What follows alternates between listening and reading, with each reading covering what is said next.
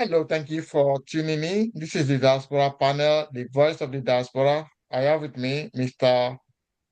Ademola Adisa from the United Kingdom. Mr. Adisa, you are welcome to today's meeting. Oh, thank you for having me.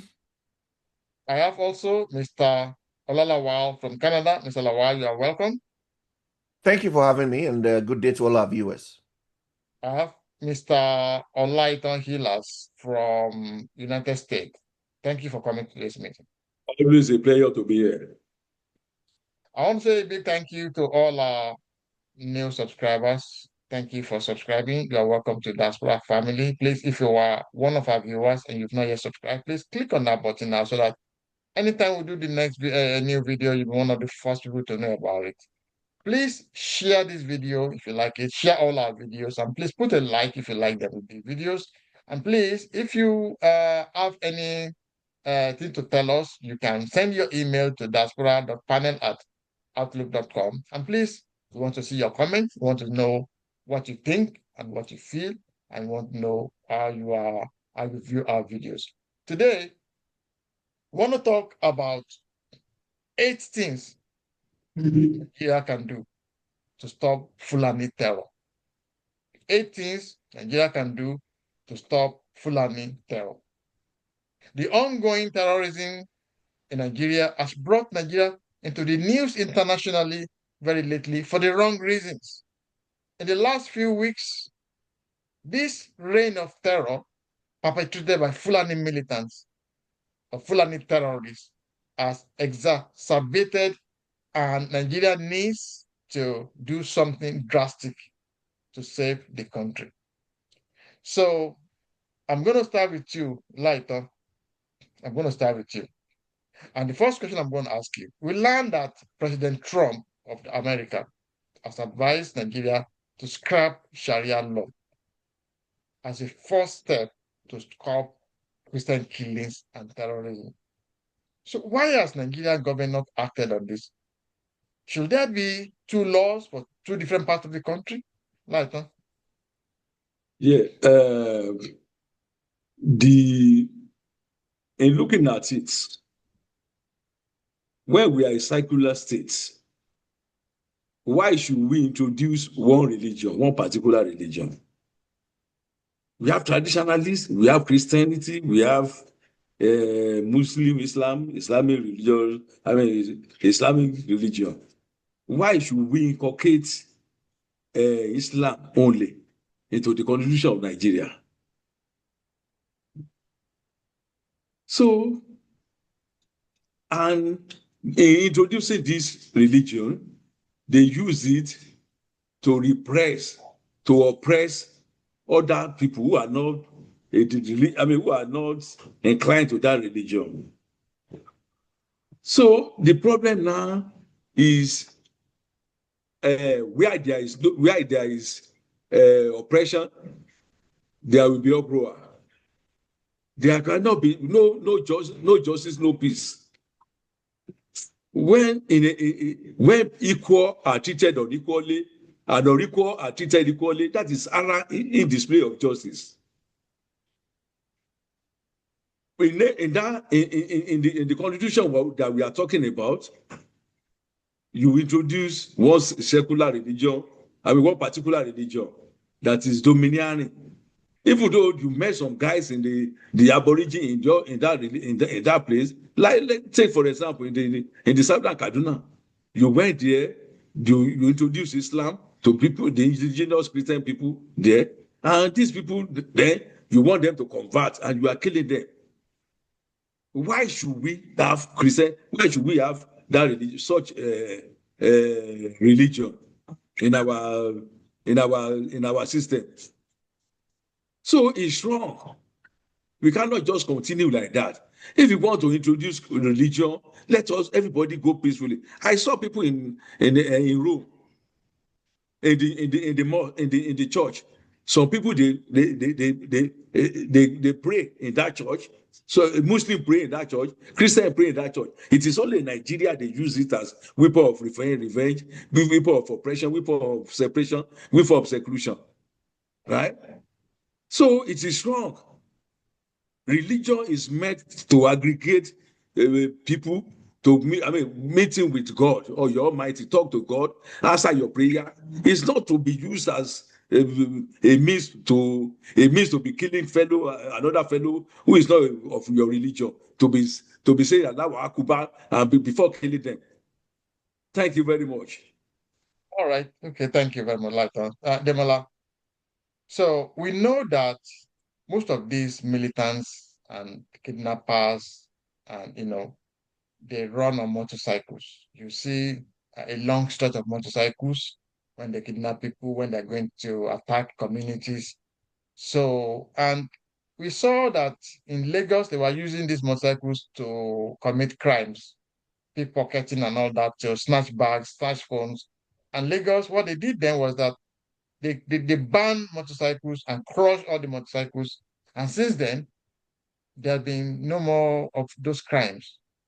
So are you thinking what I'm thinking, that banning of motorcycles in rural areas or rural communities in the northern part of Nigeria will be will be something that the government should be thinking of, because once you remove all these bikes in the rural communities, they will be safe. What do you think, Demola? I know that the use of a motorbike for criminal activities is, especially by the terrorists, because that is their main uh, vehicles which they use. And they are using it because of the terrain and because they also want to evade being arrested or being for their missions to be successful, because they are go area where military vehicles or will not be able to venture. And this has exacerbated the crime and also make it a little bit difficult to be able to manage and bring them to order or to account. I think we need to think twice about this. As bad as it is, one of the major purpose functions of objective of terrorists is to change our way of life, to make sure that we don't have sanity, we don't have normalcy, and they want to dictate how we live. If we succumb to this, now rural communities, especially farming communities, they need this vehicle as their main purpose of transportation for lawful, economic, and social functions. Making a blanket ban on this will deprive the innocent the use of the tools that they can use to develop themselves economically and socially. So I don't think but what we need to do is to control it. We know their method and their mode of operandi. They travel in convoy of hundreds, fifties, or more than form of hundreds. So we should devise a means of monitoring and tracking all these vehicles. We should, all these bikes, motorcycles, we should have a means of registering and controlling the access and the use of this vehicle for lawful purposes. So this is where our policing and need to be followed. And if this vehicle, all these bicycles are registered, then we should be able to trace the owners and bring them to account to how their motorcycle are being used. So banning them will not be very helpful, but it's something that is serious, that need to be seriously looked into. Otherwise, if you want to ban it, what is the alternative for the law-abiding citizens in the rural area to use to convey themselves? Thank you very much, Shupo. Why is open grazing still in Nigeria? It should have been completely stopped, and herders should have been advised to go and set up their own ranches or their own farmsteads or their own ruga, whatever you call it. So, Yeah. do you think this is something that the federal government needs to do instantaneously, banning of open grazing? All right. So I think to answer that question, let me kind of, give you a bit of a context of what practices are generally around the world. Because most countries that allow open grazing, they are mostly countries with very large land mass, low population density, with nomadic or pastoral traditions, but often with very weak enforcement structures. And I think this is probably, again, the reason why this seems to be a problem in Nigeria is due to, bad governance. If we look at Africa, in places like South Sudan, Ethiopia, in the Afar and Somali regions, and in some northern counties in Kenya, some form of open grazing is still practiced. These places still allow nomadic pastoralism, and conflicts like we see in Nigeria is actually still quite common, which I think in some way substantiates the fact that open grazing comes with a lot of problems, mostly herder farmer clashes. In the Sahel and in West Africa, Mali, Niger, Chad, and Burkina Faso do have some, even though in these places, governments and communities are pushing for ranching because of insecurity. In other parts of the world, let's say North and South America, for example, now there are no nomadic grazing, but these are more like large privately owned rangelands. In the US, in places like Wyoming, Montana, Texas, these all have fenced rangelands, so no roaming cattle. Even in Canada, here in Alberta, it's mostly privately controlled grazing leases, no free roaming. And in places in South America, like Argentina, in the Pampas region, same thing. Now, where is grazing not allowed? Almost all modern states have abolished or heavily regulated open grazing. In Europe, in the UK, France, Germany, Spain, Italy, all of these places use ranching, feedlots, dairy farms, and managed pastures. Now, listen to this. Even in Asia, in China, in India, and even in Saudi Arabia and Israel, these countries have moved to ranching. So it is zero grazing or mechanized feeding systems is what is being practiced. In the Oceania, Australia and New Zealand, fenced ranches only. There is zero open roaming. Now, if we look at Africa, where is it banned or phased out? Rwanda. Rwanda actually explicitly banned open grazing and have moved into ranching. Uganda is phasing it out. Tanzania has very tight regulations for it. South Africa uses privately fenced farms only. And Botswana, a country that is probably about 2 million people, use fully fenced commercial ranches. So I think it's very, very clear that the reason that we have these issues in Nigeria is due to bad governance. And in this day and age, nobody should be taking their cattle to roam around and eat other people's farms. It is just not, it's not supposed to be allowed. So I think there are ways that licenses can be given for people to own ranches and for cattle to feed in their ranches. And even with that, it should come with some regulations as to how animals are to be tracked. And for public health reasons, transportation of farm animals from one location to another should also be very, very regulated, mostly due to public health concerns. Thank you very much. Thank you. I'm going to come back to you, Light. So the question is, we know about this Miyeti Allah. It's a terrorist organization. Terrorist Yes. organization. Everybody knows that. Should they not have been proscribed right by now? And since you now have a Ministry of Livestock, should the all the others not be going there if they have any problem? And why do we still have Fulani herders, herdsmen, going about with AK-41? And there are a lot of gun-trotting bandits roaming all the streets, going all inside the bush. Why are they not, should they not all be disarmed?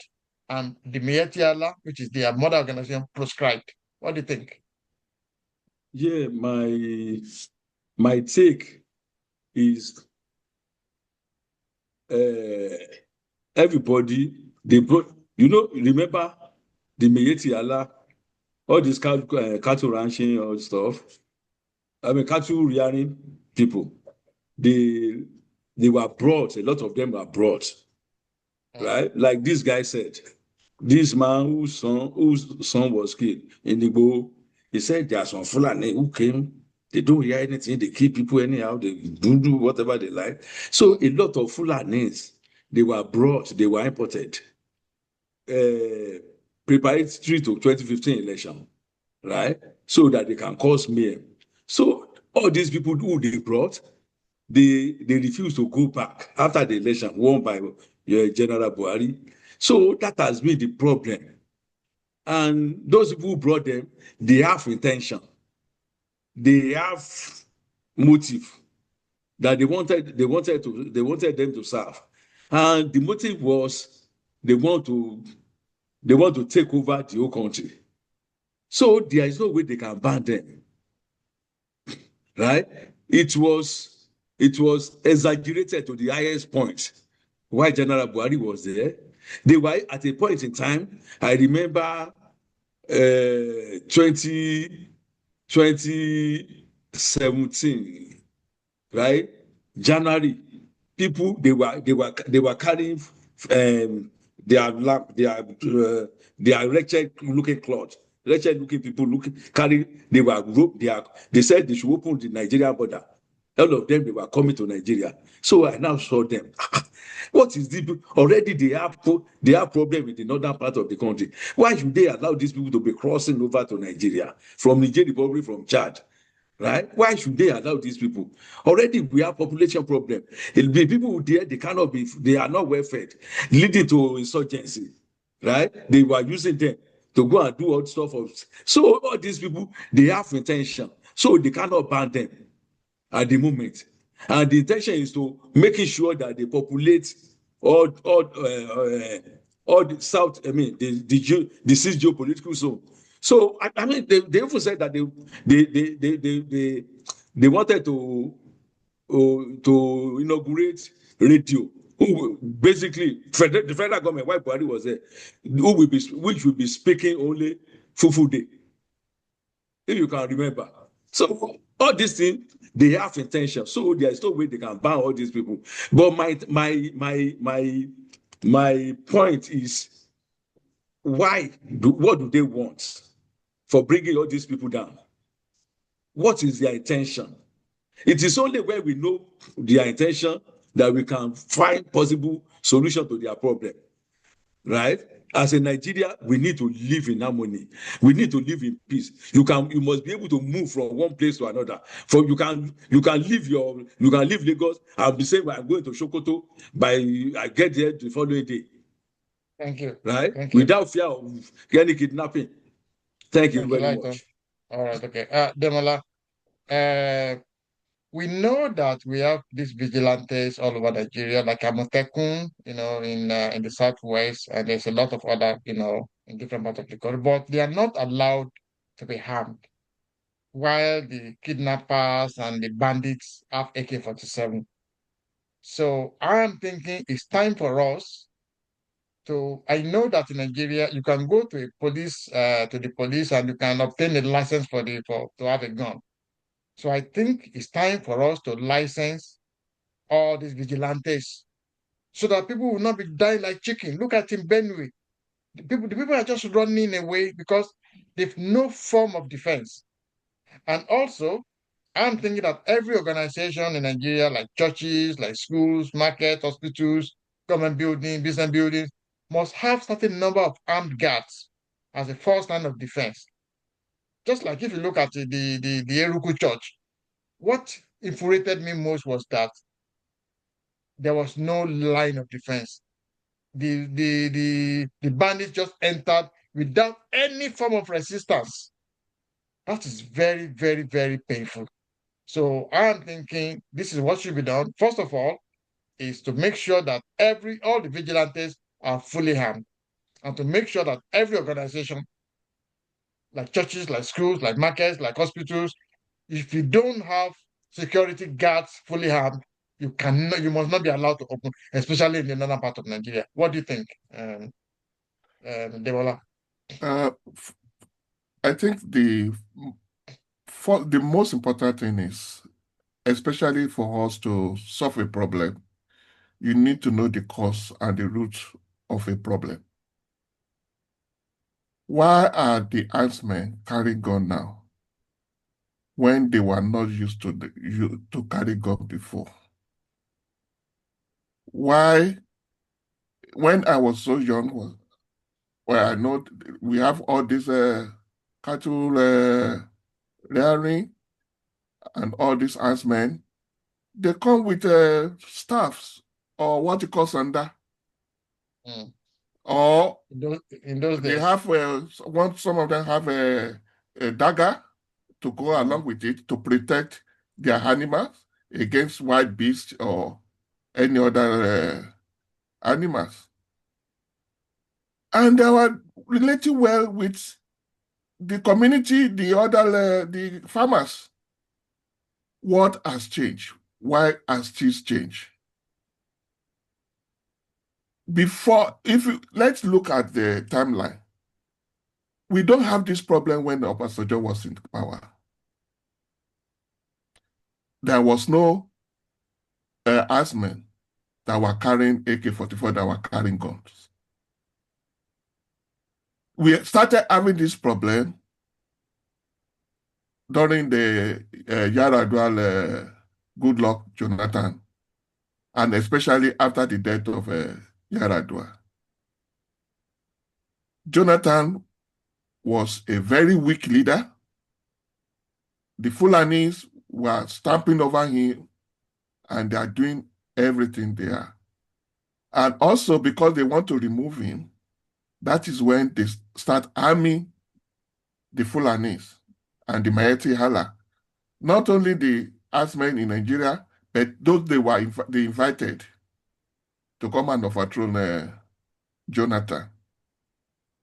For you all to be able, because all the guns they give them, they didn't retrieve it.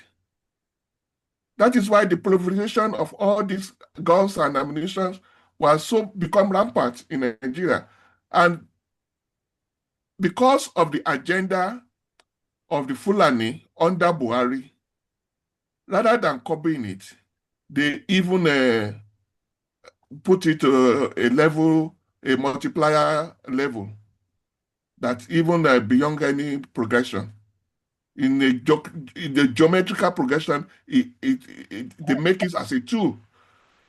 They use it as a tool not only for the others. No, the system is this. They harm the herdsmen, and they drive away the people from the land through the herdsmen and their cattle.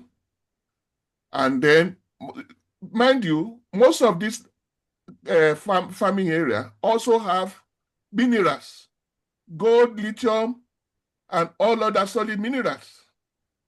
So when they displace them, the Fulani, all these big Nigerian leaders, elites, now start mining those minerals.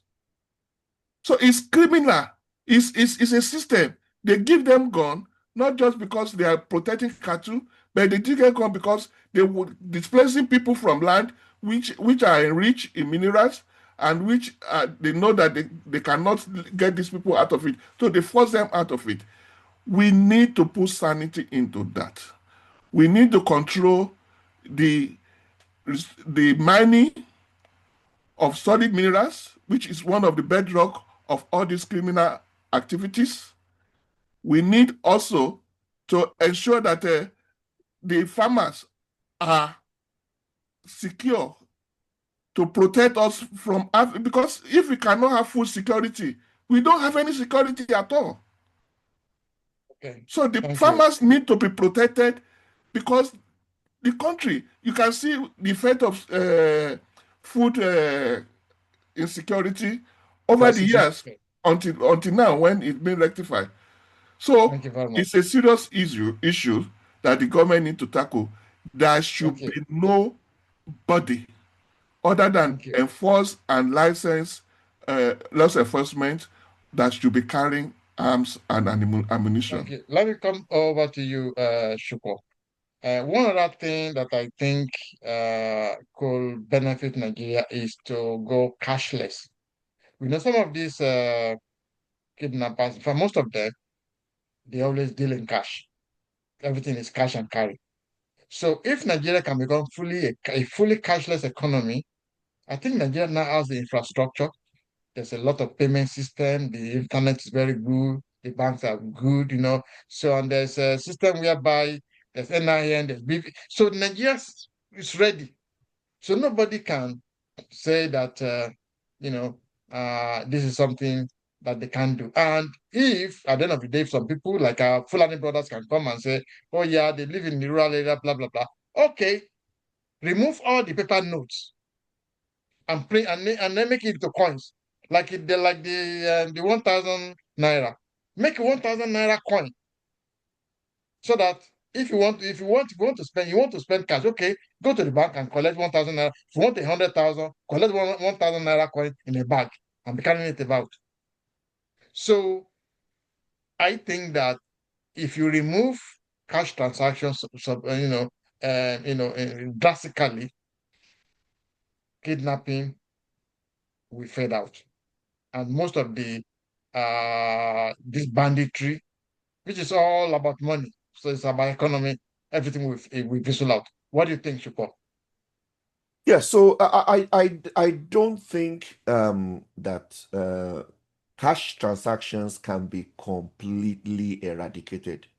But what the government can do is to limit cash transactions to amounts that are reasonable, for most people. And I think the CBN does have this data actually to limit cash transactions to an amount, to a maximum amount that is reasonable for day-to-day business transactions, but not in the manner that will be in the amount, for example, that will encourage banditry or any of these things. So any amount that is bigger than any transaction bigger than a particular amount would then have to be done electronically.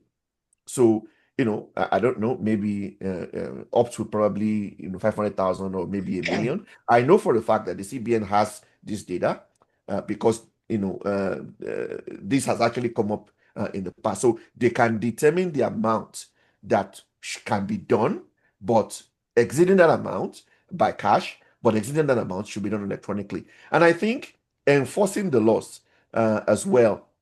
So, for example, for people who have these payment systems, they can enforce certain levels of security that those payment systems will work, for example, only within the geographical area for which they were authorized. So you can't take it from one place and use it in another place. So a lot of these things. And also, we're very good in Nigeria at rolling things out, not very good in maintaining and enforcing, the law. There needs to be a lot more in enforcement, in reviewing how people are actually using these electronic systems, where they're using it from, and also in questioning transactions.